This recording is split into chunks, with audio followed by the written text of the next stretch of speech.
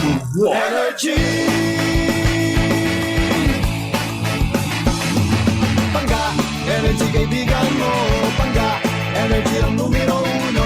Kaya't tumango na at isigaw mo. Sabihin mo, energy! Pag sabihin radyo, sabihin mo, energy. Lihim ng liham. Ang pinakamakulit na girlfriend mo sa balat ng radyo. Isang magandang morning sa inyong lahat! Ako pa rin po nag-iisang girlfriend mo sa radio. My name is Lindsay.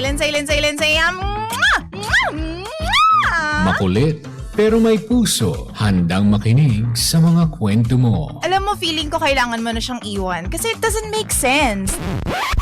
Ang kwento sa lihim ng liham.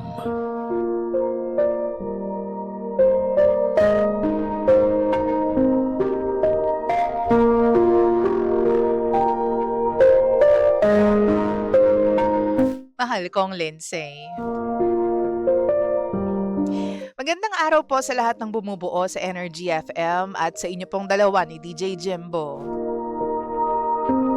Hanggang matagal ko na pong gustong sumulat dito sa Lihim ng Liham pero nauunahan po ako ng kaba. Ngayon, ito na po ang kwento ko. Sana po ay magawa niyo pong liwanagin ang isip ko tungkol dito sa aking iniisip ngayon.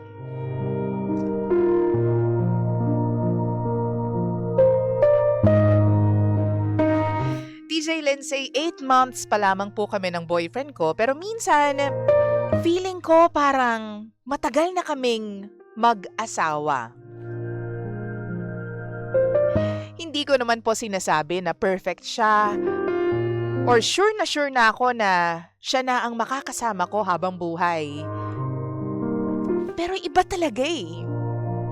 Iba yung comfort na binibigay niya sa akin compared sa mga naging relationships ko dati. For example na lang, DJ Lindsay, kapag meron akong dalaw, siya mismo ang nag-aasikaso sa akin. Hindi siya maarte or uncomfortable kapag kailangan ko ng tulong, lalo na sa mga bagay na normally nakakahiyang gawin para sa mga lalaki. Kapag masama ang pakiramdam ko, siya yung nagre-remind sa akin na kumain, uminom ng tubig, o magpahinga. Kapag meron kaming pag-aaway, may moments na hindi nawawala yung concern niya sa akin. May time na sobrang init ng away namin pero nung napansin niyang hindi pa ako kumakain, siya pa yung nag-abot ng pagkain at sinabihan akong kumain ka muna. Inis pa ako sa kanya nung time na yun eh.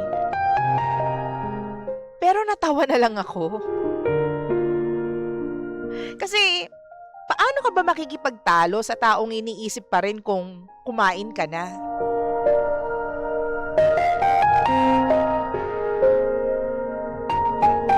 Isang bagay pa na bago para sa akin is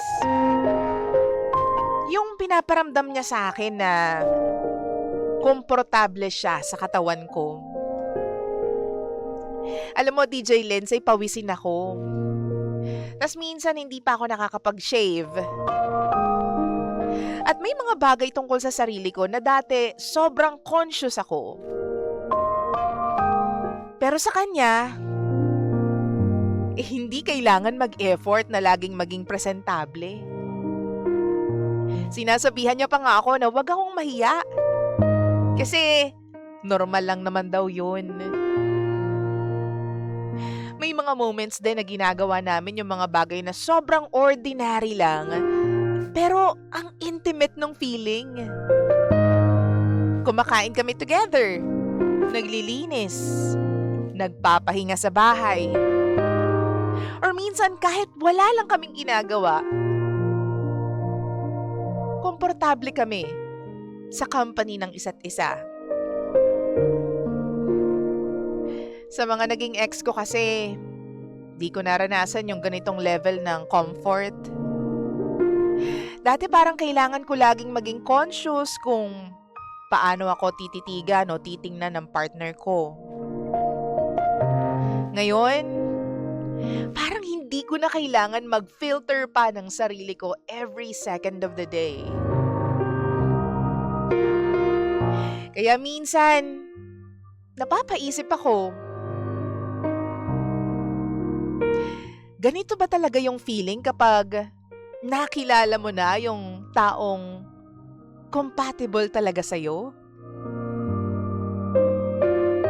DJ Lindsay, 8 months pa lamang po kami. Pero bakit parang ang natural ng relationship namin?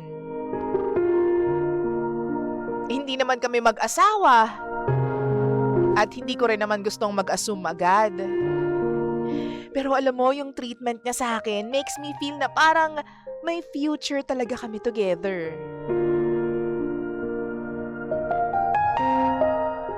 Hindi ko naman hinihingi na sabihin niyo agad na siya na nga ang the one for me. Curious lang ako, DJ Lindsay, kung ganito ba talaga ang lahat ng relasyon?